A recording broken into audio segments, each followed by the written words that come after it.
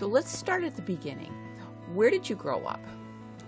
Well, actually, I was born in Milford, but I grew up in Millis, Mass. Mm-hmm.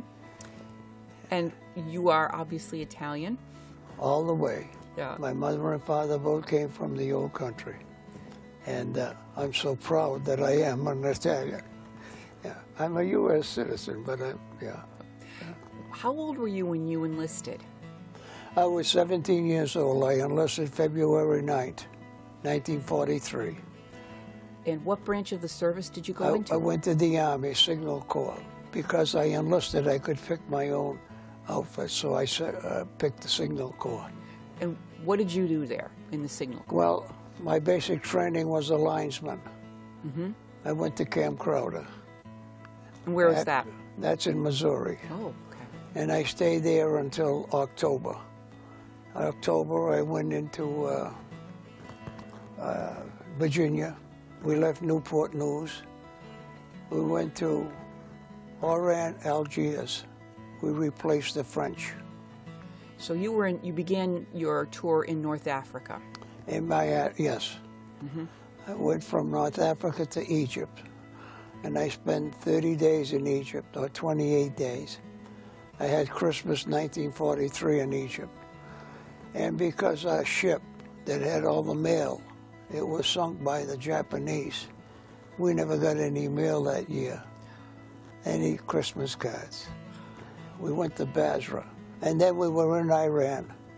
They needed a new supply line to go to Russia, to get supplies into Russia. So an airplane factory was built, 2 truck factories were built, and we assembled 5,000 airplanes and 200,000 trucks. And they were delivered to the Russian border. Mm-hmm. And these trucks would be supplied with ammunition, food, medical supplies, and everything. And when they got to the Russian border, the Russian woman would drive them into Russia for the second front. Mm-hmm. Wow. So you lived in Iran for Yes. how long? I was there from actually 8 days, less than 2 years. Mm-hmm. Yeah. I was a linesman when I went to school. I got to be a truck driver. Oh. And a 2-day school of truck driving. And they gave me a 2.5-ton truck. Mm-hmm. And I actually knew how to get around, though. That's how I got around. I went to Abadan.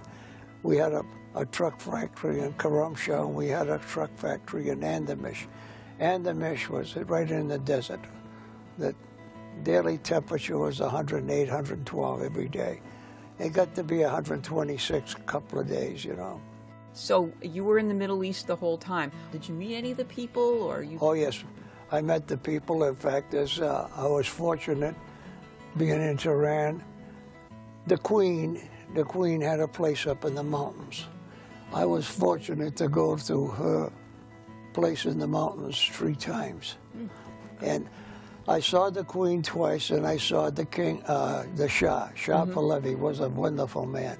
I saw him twice. Mm-hmm. And we gave him a Jeep because he liked the Jeep. we assembled the Jeep, and we assembled the weapons carrier that dodged 3/4 ton.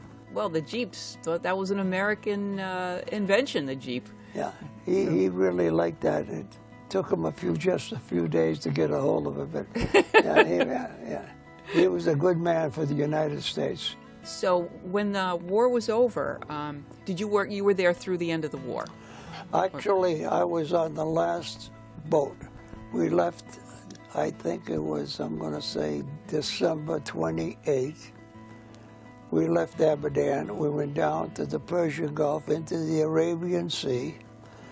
We were going to come up to the Red Sea, and we were the first troop ship that went through the Suez Canal, the SS Richardson. Really? I was on that ship.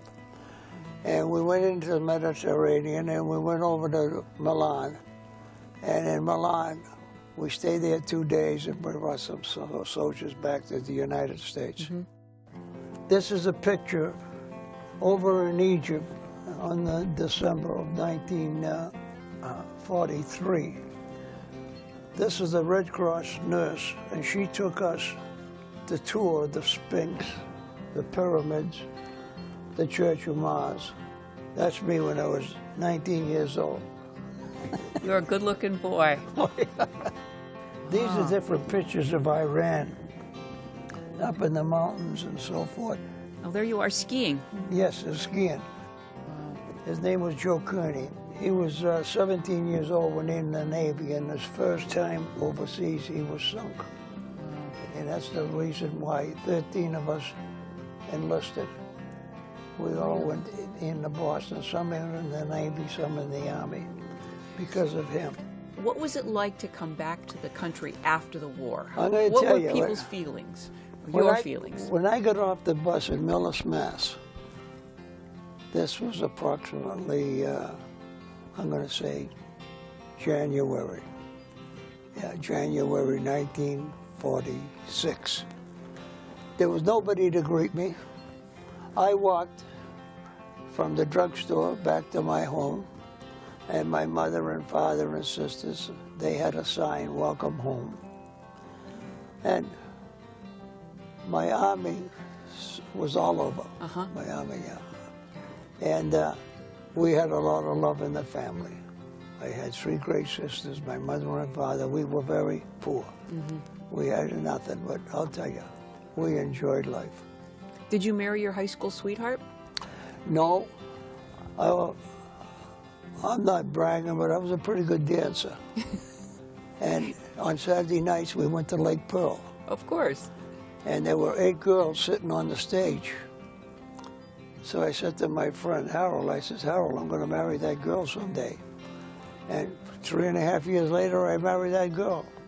Well, that's wonderful. And I've been married with her for 70 years. 70 years, October 30th. That's beautiful.